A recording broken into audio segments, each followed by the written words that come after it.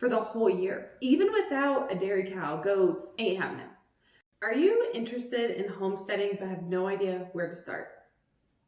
Same. So I love watching homesteading content, homemaking content, but it all looks beautiful, curated. They have this, they have that. I'm not gonna have all that here. I'm not getting a dairy cow. Ain't happening. I don't have a wood burning stove in my house. Don't need to go chop any wood. Okay, not everybody is fully living that lifestyle, and that's okay. We can still do stuff to be a homesteader or a homemaker in our own way. Okay, you could be in an apartment and be doing this stuff. Some of it. You could be in a neighborhood. I'm here on about an acre. We're not in a neighborhood, but it's definitely like a cute acre, if that makes sense. We have a fenced-in backyard with an in-ground pool in the back. Okay, there's no cow going back there.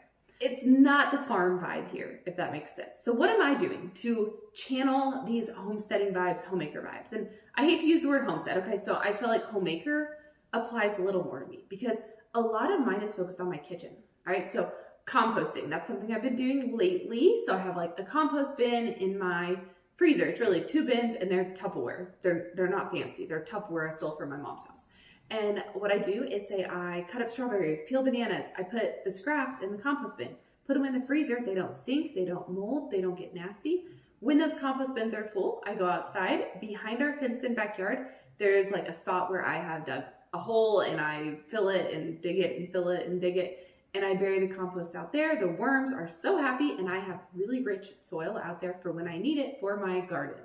Now, we moved here a little over a year ago and we don't have a garden established. That's okay though, it will be coming soon. I just gotta figure out 1 of 2 places where I wanna put it. So tough choices there, gotta do my research and think about, okay, the sun and what makes sense long-term.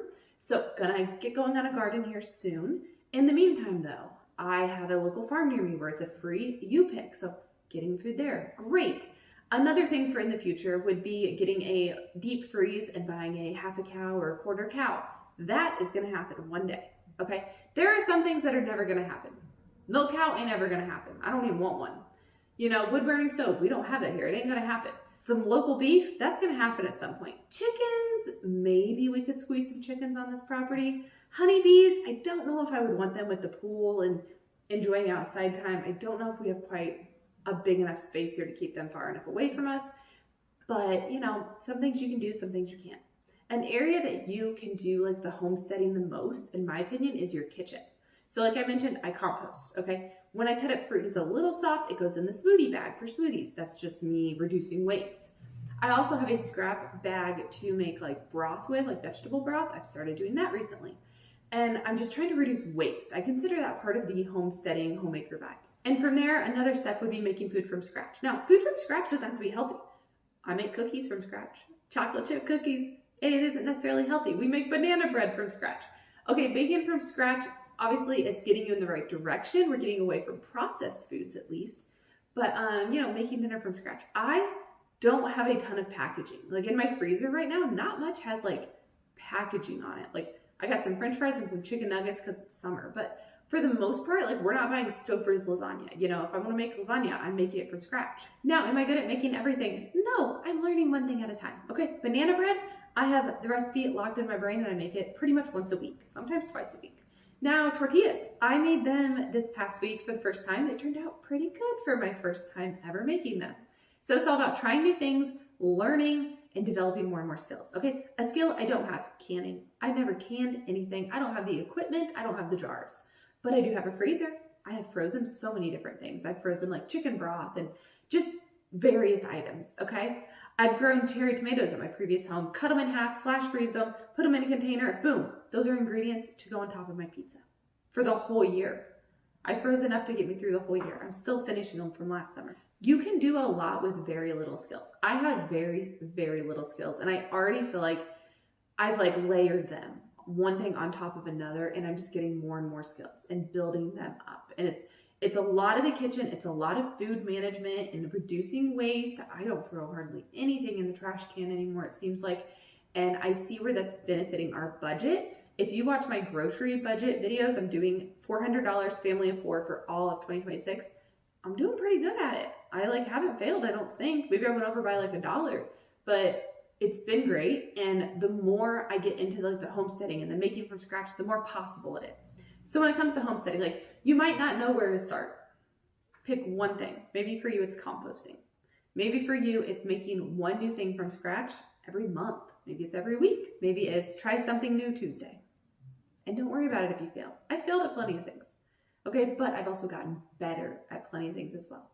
And then with homesteading or homemaking, what is your goal? Is your goal financial freedom and saving money? Is it independence from corporations and the government? Is it slow living, connecting with nature? Is it trying to reduce your environmental footprint? What is your purpose and what is your reason? Is it health? Physical of like being outside in the garden, or physical of eating healthier, more made from scratch food, like meat that's quality and locally raised? Like, what is it for you? I know one thing for me is financially, I want to do my homesteading and homemaking on a budget. Some people, their budget's up here and they're like, I want to prioritize organic and I'll spend the money. Whereas I'm like, I need the budget to stay low and I'll do as much as I can on the health side. So what is fueling you? And you need something to be your fuel, your goal, and your why. Why are we doing this? Because when you're out there picking strawberries in the heat, it's not fun. It's not always fun. Like, okay, say you're, I don't know, doing strawberries, doing corn. You'll get cut from the leaves sometimes, like kind of like paper cuts on your skin. You'll get eaten up by mosquitoes. You'll get sunburn on the back of your neck. Your back might ache from bending over.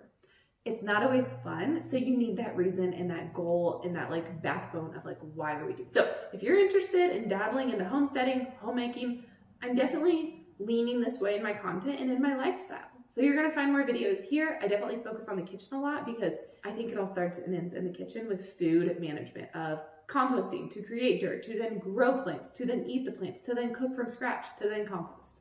You know, even without a dairy cow, goats, anything like that on my property, I still feel like I can channel the homesteading vibes.